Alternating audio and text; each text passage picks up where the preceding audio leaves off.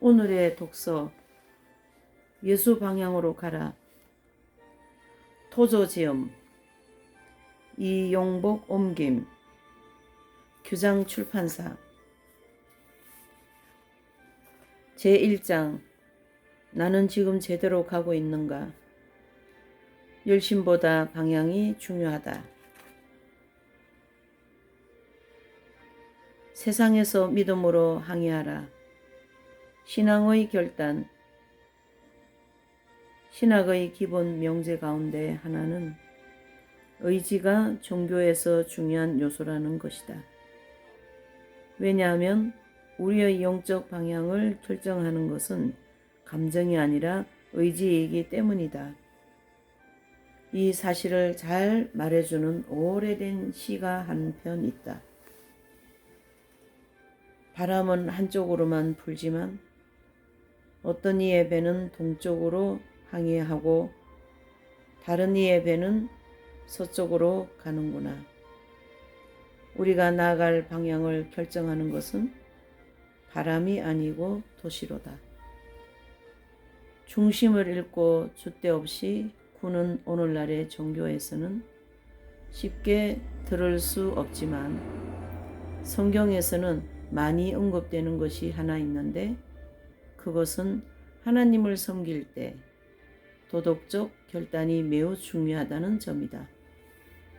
창세기에 보면 야곱이 서운하여 이르되 창세기 28장 20절에 표현이 나온다.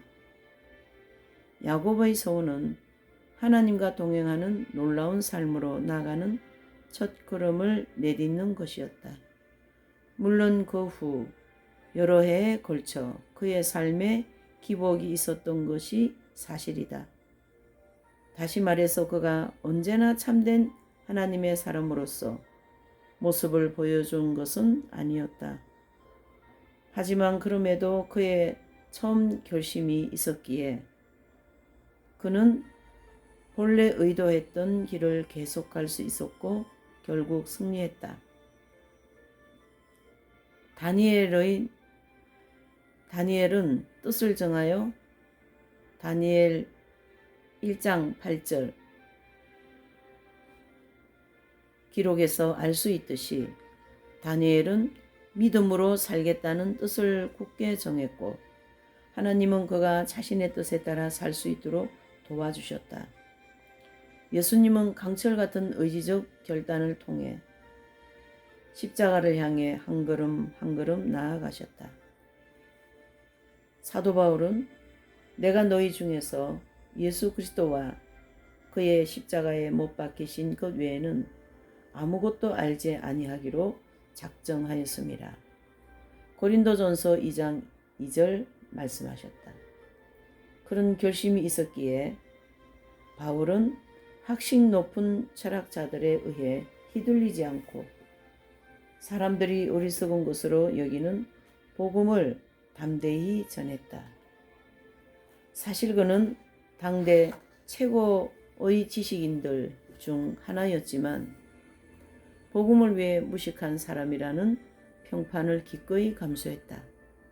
지금까지 언급한 몇 사람들의 외에도 성경에는 하나님의 뜻을 행하겠다는 굳은 결심을 통해 높은 영성의 수준에 이른 사람들이 많이 나온다. 그들은 향수 뿌린 구름을 타고 하늘나라까지 우아하게 올라가려고 애쓰지 않았다. 오히려 굳건한 마음으로 주와 함께 머물러 있으라. 사도행전 11장 23절 교훈을 기꺼이 받아들이고 굳게 결심하여 신앙의 길을 달려갔다. 믿음의 돛을 달아라. 하나님의 나라에서는 우리의 의지가 우리의 존재 자체로 해석된다. 너를 고발하여 속옷을 가지고자 하는 자에게 겉옷까지 가지게 하며 마태복음 5장 40절 말씀에서 알 수 있듯이 하나님께서는 사람의 의지를 강제적으로 막지 않으신다. 하나님은 우리의 의지를 없애버리길 원하지 않으시고 오히려 그 의지를 거룩하게 하길 원하신다. 순종의 결단을 내리는 힘들고도 복된 순간에 우리는 우리의 의지가 영원히 깨어졌다고 느끼기 쉽다. 하지만 사실은 그렇지 않다. 우리의 영혼을 굴복시킬 때 하나님께서는 우리 영혼의 정상적인 능력들 중 그 어느 것도 파괴하지 않으신다. 오히려 그분은 우리의 의지를 깨끗하게 하시고 우리의 의지가 그분의 의지와 연합하도록 하신다. 위대한 신앙인들의 기록을 읽어보면 그들이 은혜의 순간에 서원을 했다는 사실을 알 수 있다. 하나님의 임재가 충만히 나타나 분명히 느낄 정도가 되었을 때 그들은 하나님께서 그분의 거룩한 뜻을 이룰 힘을 주실 것이라고 확신했고 그래서 서원을 했다. 베드로처럼 인간적 자신감으로 충만하여 무책임한 말을 함부로 하는 것은 서원이 아니다. 그런 것은 다윗이나 다니엘에게서 볼 수 있는 서원, 즉 깊은 생각에서 나온 말을 믿을 만한 서원과는 다른 것이다.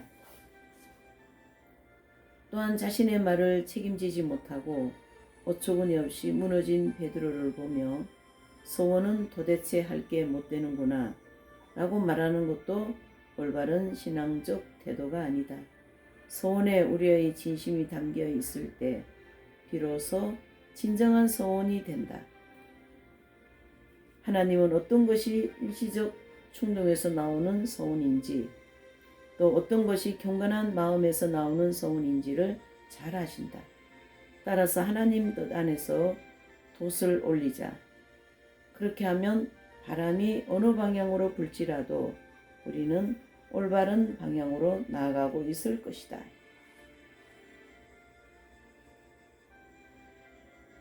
제2장 마음과 생각이 예수님을 향하라. 마음속에 자리 잡은 죄. 내가 볼 때 모든 죄는 결국 마음의 죄라는 것이 밝혀질 날이 올 것이다. 육신적 마음은 하나님과 원수되고 그분의 법에 굴복하지 않으며 또 굴복할 수도 없다. 그런데 여기서 우리가 기억해야 할 것은 성경이 말하는 마음이 단지 지성만을 가리키는 것은 아니라는 사실이다. 마음이라는 말에는 사람의 인격 전체가 포함된다. 다시 말해서 마음에는 지성뿐만 아니라 의지의 성향, 도덕적 반응, 동정, 그리고 반감 같은 것들이 포함된다. 하나님께서 인간의 사악함이 이 세상에 가득하다고 판단하셨을 때 그것은 단지 인간의 외형적 행동만을 보고 판단하신 것이 아니다. 이에 대해 성경은 여호와께서 사람의 죄악이 세상에 가득함과 그의 마음으로 생각하는 모든 계획이 항상 악할 뿐이다 라고 보시고 창세기 6장 5절에 증언하신다. 이 한 구절만 보더라도 우리는 죄가 인간의 마음속 깊은 곳에 자리 잡고 있다는 걸 알 수 있다. 마음속 깊은 곳에서 죄는 사람의 감정, 지성, 그리고 의지를 오염시킨다. 감정, 지성, 그리고 의지를 모두 포함하는 한 단어가 성경이나 대중적 신학에서 사용되는데 그것이 바로 마음이다. 우리 주님은 마음에서 나오는 것은 악한 생각과 살인과 간음과 음란과 도둑질과 거짓정임과 비방이니 마태복음 15장 19절 말씀하셨다. 사람의 마음에서 흘러나오는 악에 대해 말씀하실 때 그분이 생각을 제일 먼저 언급하셨다는 사실은 매우 의미심장하다. 내가 볼 때 죄가 먼저 생각 속에서 충분한 시간 동안 숙성하다가 감정을 자극하고 의지를 움직인 후에 비로소 행동으로 나타나는 것으로 보인다. 심지어 벌컥 화를 내는 것도 그렇다. 순간적으로 분노가 폭발하는 것이 언뜻 보기에는 마음속 깊은 곳에 뿌리를 둔 것처럼 보이지 않지만 그것 역시 마음속의 감정이 폭발한 것이다. 화를 제일 잘 내는 사람은 다른 사람들을 향한 공격적 감정을 평소에 품고 있기 때문에 스스로 폭발 직전에 와 있다가 어느 한순간에 그것을 폭발시키는 것이다. 만일 오늘 어떤 사람이 도덕적 문제들에 대해 건전하고 폭넓게 성찰했다면, 특히 하나님의 원수들을 위해 그리스도께서 십자가에서 죽으신 사건에서 나타난 하나님의 자비하심과 그리스도의 선하심에 대해 깊이 묵상했다면, 그런 사람은 짜증나는 일이 생긴다 할지라도 화를 폭발시키지 않는다. 무례하거나 불공평한 일을 당한다 할지라도 그런 사람이 보일 수 있는 최악의 반응은 불쾌감이나 가벼운 노여움이지 죄악된 분노의 폭발이 아니다. 마음이 곧 행동이다. 구약 성경은 침상에서 죄를 꾀하며 악을 꾸미고 날이 밝으면 그 손에 힘이 있으므로 그것을 행하는 자는 화 있을진저. 미가서 2장 1절 말씀한다. 또 구약에서 시편 기자는 우리에게 너희는 떨며 범죄하지 말지어다. 자리에 누워 심중에 말하고 잠잠할지어다. 시편 4장 4절에 가르친다. 구약의 이 두 구절에 따르면 선한 행동이든 악한 행동이든 인간의 모든 행동은 마음속 깊은 곳에서 시작된다는 것이다. 사람의 마음은 자신이 좋아하는 어떤 한 가지 행동이나 일련의 행동들에 대해 곰곰이 생각하게 된다. 그런 생각이 자꾸 깊어지면 그런 행동에 대해 호의적인 감정이 생기고, 그런 감정은 결국 의지를 움직여서 그런 행동들을 실제로 낳게 된다. 사람의 행동으로 나타난 죄가 너무 저질스럽고 육신적이기 때문에 사람들은 그런 끔찍한 죄가 마음속에 작은 생각에서 시작되었다고 믿기 힘든다. 예수님의 비유에 등장하는 어리석은 부자는 심중에 생각하여 이르되 내가 곡식 쌓아둘 곳이 없으니 어찌할까. 누가복음 12장 17절 말씀하셨다. 심중의 생각이 사소한 것까지 같지만 그런 생각 때문에 그 어리석은 부자는 결국 자신의 영혼을 잃어버리는 선택을 하게 되었다. 우리의 모든 행동은 마음에서 나온다.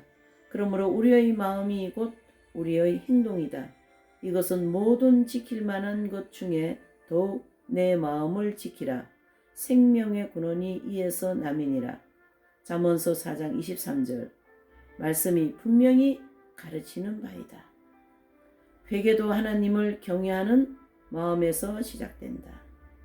다윗은 내가 내 행위를 생각하고 주의 증거들을 향하여 내 발길을 돌이켜 싸우며 시편 119편 59절 말했다.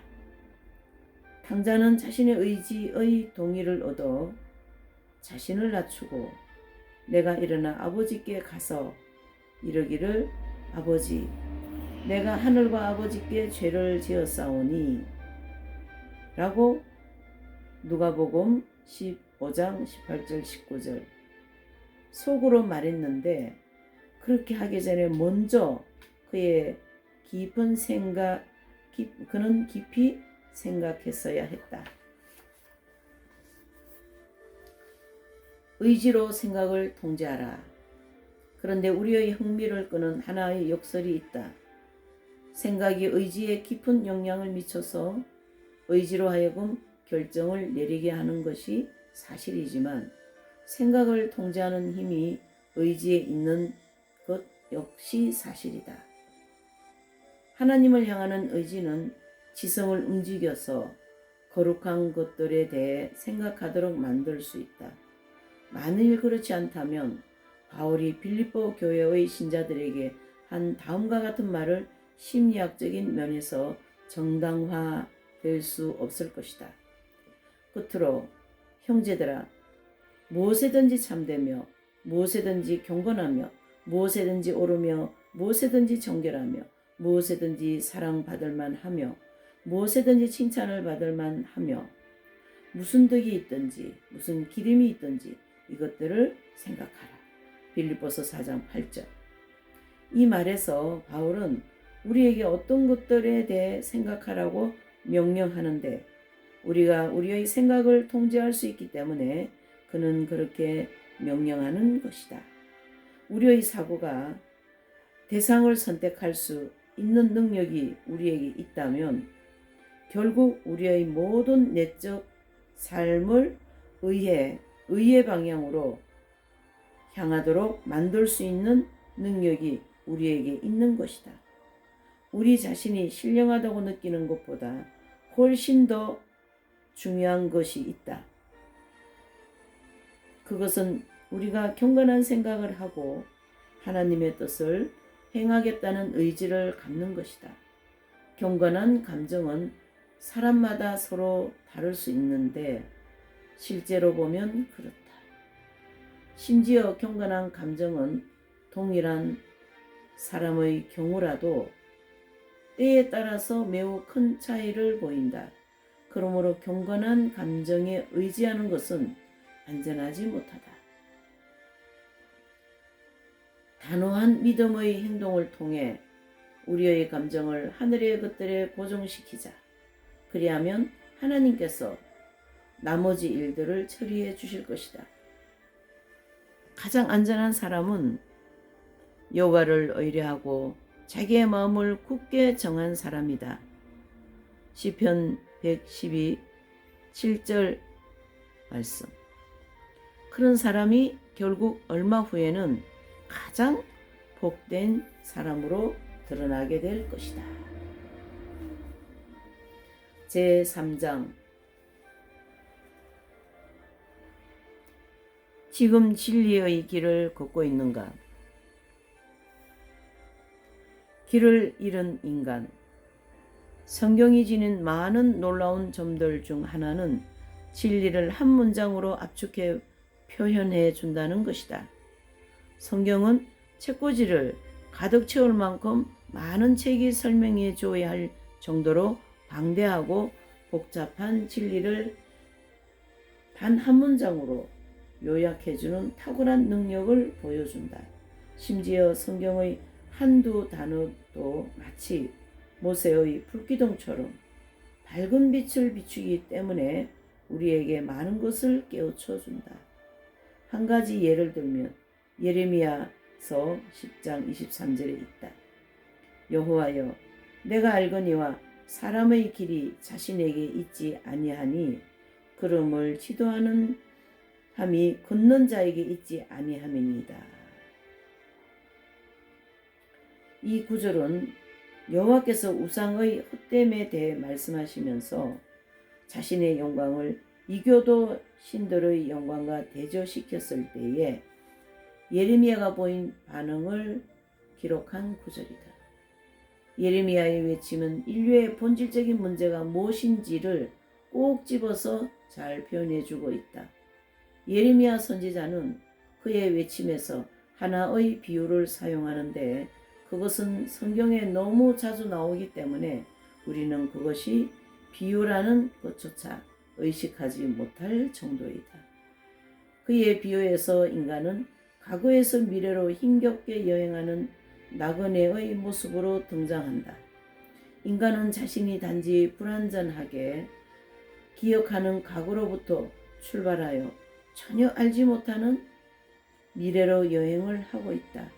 인간은 한 곳에 머물 수 없고 아침마다 자신의 장막을 걷어 앞으로 나아가야 하는데 이때 큰 문제가 있다.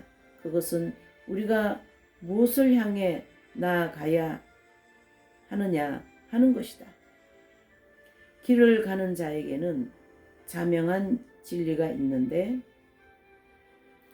그것은 올바른 길을 선택해야 할 목적지에 도달할 수 있다는 사실이다.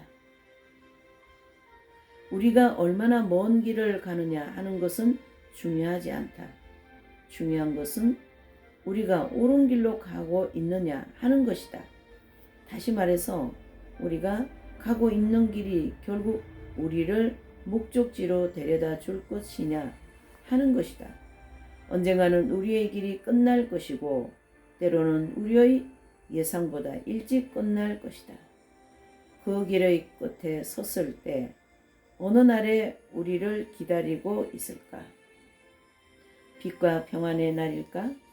아니면 분노의 날이요 환난과 고통의 날이요 황폐와 패망의 날이요 깜깜하고 어두운 날이요 구름과 흑암의 날이라고 기다리고 있을까? 우리의 목적지는 어디인가? 성령의 감동을 받은 예레미야 선지자는 인간이 자기의 길을 알지 못한다고 증언한다. 사실 예레미야 선지자뿐 아니라 창세 이후의 모든 거룩한 선지자들과 우리 주 예수님과 사도들도 동일하게 증언한다. 인간은 자기의 목적지가 어디인지를 거의 모른다. 그 목적지에 도달하기 위해 어떤 길을 선택해야 할지는 더욱 모른다. 근심이 가득한 도마는 예수님께 주여 주께서 어디로 가시든지 우리가 알지 못하거늘 그 길을 어찌 알겠사옵나이까. 요한복음 14장 5절 라고 물었는데 그의 질문은 만인을 대변한 질문이다. 우리는 사람의 길이 자신에게 있지 않다는 사실을 솔직히 인정해야 한다. 고개를 숙이고 우리의 무지를 인정하는 것이 우리의 자존심에 큰 상처를 줄지라도 우리는 이 사실을 인정해야 한다. 자신의 무지를 깨닫고 인정하는 사람에게는 하나님의 자비가 임할 가능성이 있지만 자신의 무지를 모르고 착각 속에 살아가는 사람에게는 더 깊은 어둠이 기다리고 있을 뿐이다. 철학적으로 말해서 인간은 자기의 길을 잃었다. 만일 인간에게 그토록 오래된 공경에서 벗어날 수 있는 지혜의 능력이 있었다면 인간은 벌써 옛날에 그렇게 했을 것이다. 탁월한 지적 능력을 지닌 사람들이 역사상 얼마나 많았는가? 그들이 얼마나 진지했는가? 그들은 인간 사상의 모든 갈래를 요구했고 길을 찾기 위해 광야와 숲을 샅샅이 뒤졌지만 결국 실패했다. 인류 최초의 타락자 아담은 충분한 시간을 갖고 자신의 운명에 깊이 생각해 보았을 것이다. 그 후 펼쳐진 인류의 역사 속에서 인간은 내가 어디에서 왔는가? 나는 누구인가? 왜 내가 여기에 있는가? 나는 어디로 가고 있는가? 라는 질문을 끊임없이 던져왔다. 최고의 지적 능력을 지닌 성실한 사람들 역시 이 질문을 가지고 실험했지만 아무 소용이 없었다. 이런 질문에 대해 대답이 마치 땅속에 묻힌 보물처럼 어딘가에 묻혀 있다면 인류는 틀림없이 그 대답을 찾아냈을 것이다. 그동안 천재들이 그 대답을 찾기 위해 온 힘을 기울였기 때문에 그들의 삽으로 파보지 않는 지식의 땅은 하나도 없다. 그들은 인간 경험의 동산에서 바위의 갈라진 틈과 동굴까지 샅샅이 조사해 보았다. 인류의 역사 속에서 그들은 그런 조사와 탐구를 철저히 자주 해왔다. 그러나 그럼에도 불구하고 인류의 근원적 질문에 대한 대답은 마치 존재하지 않는 것처럼 아직도 발견되지 않았다. 내가 곧 길이요 진리요 생명이니. 철학적으로 말해서 왜 인간은 잃어버린 존재일까? 그것은 인간이 도덕적으로나 영적으로 잃어버린 존재이기 때문이다. 인간의 지성이 인생의 근원적 질문에 대한 답을 찾을 수 없는 것은 그의 영혼 속에서 하나님의 빛이 꺼져버렸기 때문이다. 인류의 죄에 대한 성령의 무서운 질타가 사도 바울이 기록한 로마서 앞부분에 조목조목 제시된다. 성령님의 질타가 정당하다는 것은 인류 최초의 역사로부터 현재까지 이어지는 만인의 행동에서 입증된다. 로마서에 나오는 성령의 무서운 질타를 들어보자. 하나님을 알되 하나님을 영어롭게도 아니하며 감사하지도 아니하고 오히려 그 생각이 허망하여지며 미련한 마음이 어두워졌나니 스스로 지혜 있다 하나 어리석게 되어 썩어지지 아니하는 하나님의 영광을 썩어질 사람과 새와 짐승과 기어다니는 동물 모양의 우상으로 바꾸었느니라. 그들이 하나님의 진리를 거짓 것으로 바꾸어 로마서 1장 21절, 23절, 25절. 이 말씀 다음에도 인류의 어두운 죄악상을 고발하는 책망의 말씀은 계속 이어지면서 그 강도를 더해간다. 책망의 말씀을 듣는 자들 중 양심이 남아있거나 죄의 형벌을 두려워하는 자들은 심판자 하나님의 얼굴을 바라보지 못하고 고개를 숙이며 하나님이여 주의 인자를 따라 내게 은혜를 베푸시며 주의 많은 긍휼을 따라 내 죄악을 지우소서. 시편 51편 1절 라고 부르짖지 않을 수 없다. 성경을 떠나서는 올바른 철학이 우리에게 불가능하다. 예수 그리스도를 떠나서는 하나님에 대한 참된 인식이 불가능하다. 우리에게 영적 힘을 주시는 성령을 떠나서는 하나님을 기쁘시게 해드리는 도덕적 삶을 살 수 없다. 내가 곧 길이요 진리요 생명이니 요한복음 14장 6절 말씀하신 예수님이 우리에게 계신다는 것이 얼마나 감사한 일인가. 아무리 감사해도 지나치지 않다. 제4장 방향이 잘못된 헌신은 소용없다. 잃어버린 헌신의 의미. 오늘날 발견되는 한 가지 아이러니가 있다. 그리스도인들이 사용하는 단어가 오히려 세상 사람들에 의해 더 사용되는 현상이 바로 그것이다. 세상 사람들이 사용하는 그 단어는 본래 그리스도인들이 의미한 것과 동일한 것을 의미하지는 않지만 그래도 그와 비슷한 것을 의미한다. 그 단어는 바로 헌신하다이다.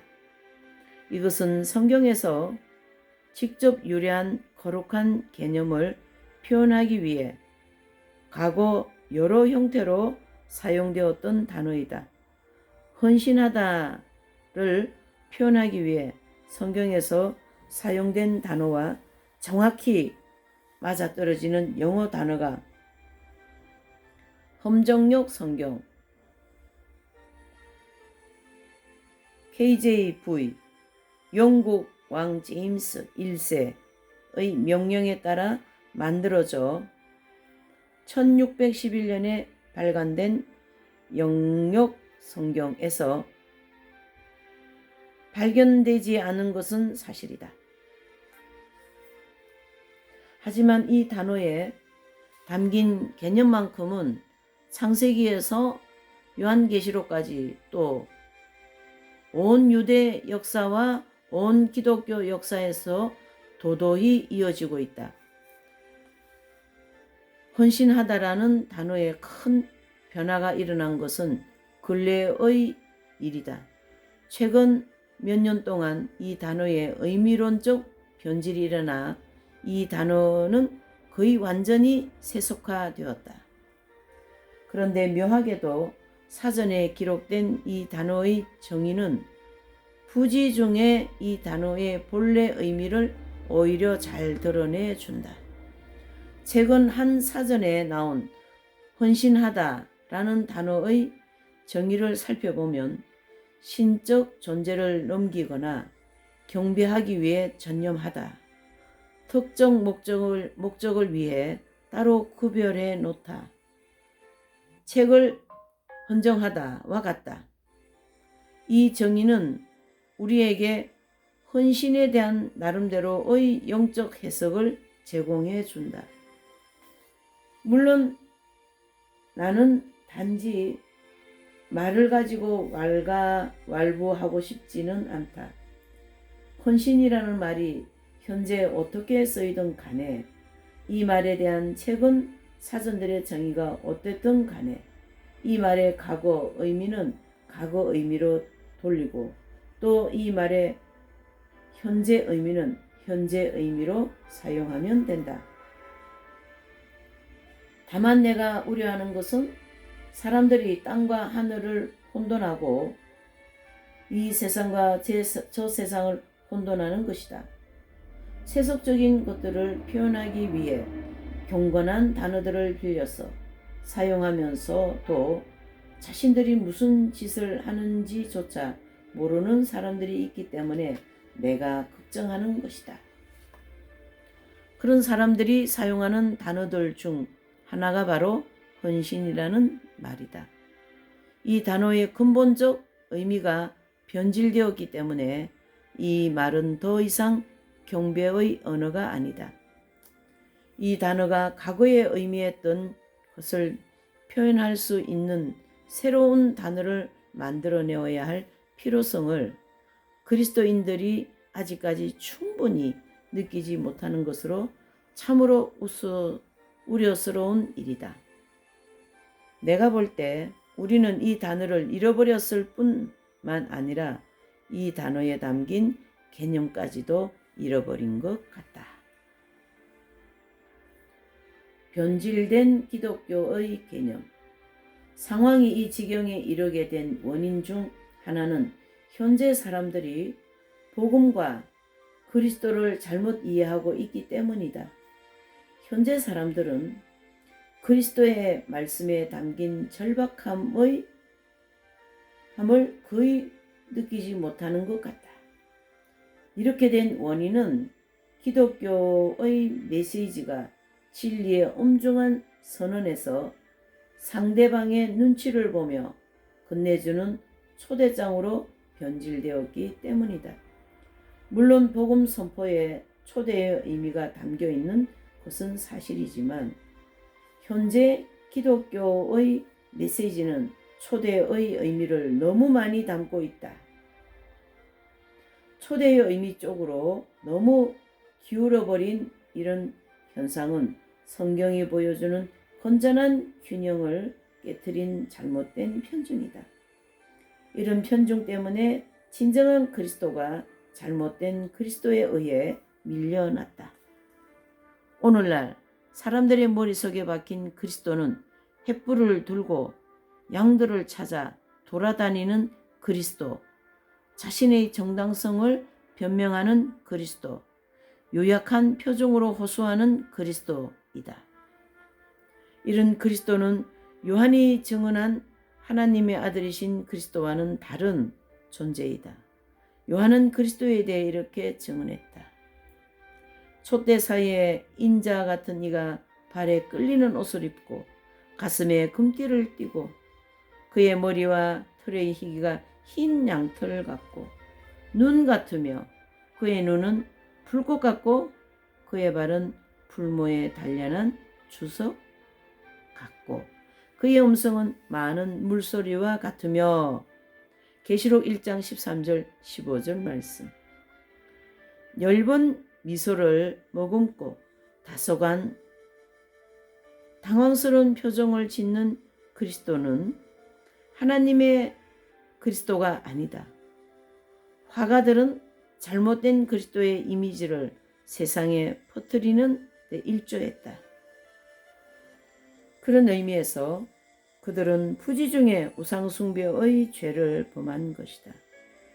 우리의 주님이 진정 어떤 분이신지를 정확히 알려줄 수 있는 분은 오직 성령님이신데, 그분은 그림 물감을 가지고 우리에게 그리스도를 알려주시지 않는다. 성령님은 우리의 육신의 눈에 그리스도를 보여주시는 것이 아니라 우리의 영에 그리스도를 나타내 주신다.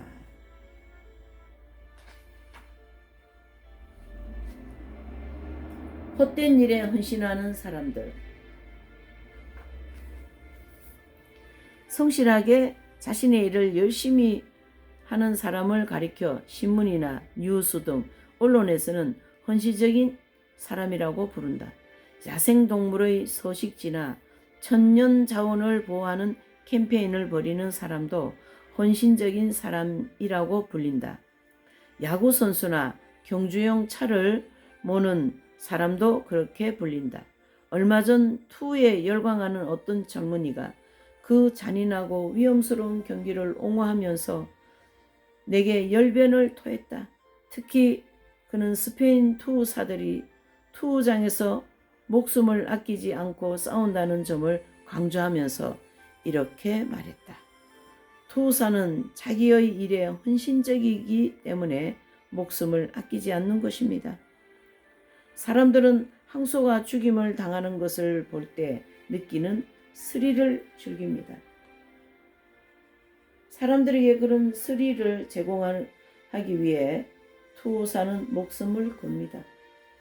이 젊은이의 말대로 소위 헌신적인 투사는 어처구니 없는 일에 목숨을 걸기 때문에 상을 받을 수도 있을 것이다. 그 투사는 가장 어리석은 방법으로 자기의 인생을 낭비하려고 애쓰는 모습, 사람들 가운데 무관의 챔피언으로 우뚝 설 수도 있을 것이다. 그러나 그는 헛된 일에 헌신하는 것이다. 헛된 일에 헌신하는 사람은 투사뿐만 아니다. 하나님이 다른 어떤 사람이나 어떤 일에 그토록 헌신하는 것은 고상한 능력을 지극히 추하게 사용하는 것이기 때문에 결국에는 슬픔과 실망을 안겨줄 것이다. 오직 하나님께만 헌신하라. 하나님께서 자신의 형상으로 만드신 인간의 온전한 헌신을 받아야 할 분은 오직 하나님이시다. 아무리 가치 있는 것이라 할지라도 하나님이 아닌 다른 어떤 것에 우리의 삶을 바치는 것은 우리의 인생을 하찮은 인생으로 만드는 것이다. 돈, 지위, 명예 등이 우리의 헌신의 대상이 될 수는 없다. 미술, 문학, 음악도 마찬가지이다. 지극히 고상하고 이타적인 일이라 할지라도 하나님을 떠난 것이라면 우리의 온전한 헌신의 대상이 될 수 없다. 예를 들어보자.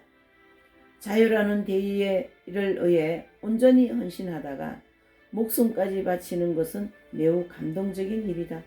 자유를 위해 목숨을 바친 사람들이 역사 속에 영웅으로 기록된 것도 사실이다. 하지만 우리의 온전한 헌신의 최종적 대상이 되어야 할 분은 오직 자유의 하나님이시다. 현대사회의 각 분야는 사람들에게 많은 노력을 요구하기 때문에 사람들은 자기의 분야에서 헌신적으로 일해야 한다고 느낀다. 하지만 우리는 조심해야 한다.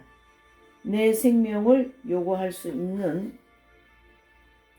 진정한 권리를 가진 분은 나를 속량하기 위해 자신의 생명을 내어주신 분뿐이다.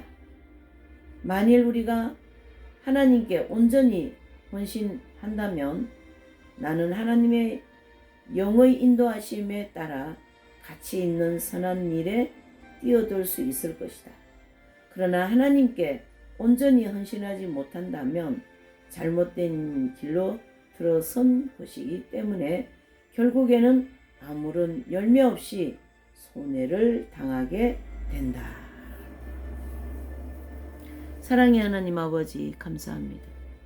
오늘 또 이 귀한 토저 책을 통하여 너무나 귀한 말씀을 또 더 깊은 예수님을 따를 수 있는 또 허황된 그런 신앙에 빠지지 않도록 귀한 책을 통하여 말씀해 주셨습니다. 주님, 우리가 가야 할 길은 오직 예수 그리스도의 방향으로 갈 수 있도록 순간순간 지혜와 또 영광과 또 말씀과 기도로서 인도받게 하시고 언제나 성령님의 음성을 세미하게 듣고 그 음성에 순종하는 우리 모두가 되도록 축복하여 주시옵소서. 책을 읽는 이 귀한 시간을 허락해 주심을 감사드리옵고 예수님의 이름으로 기도하였습니다. 아멘.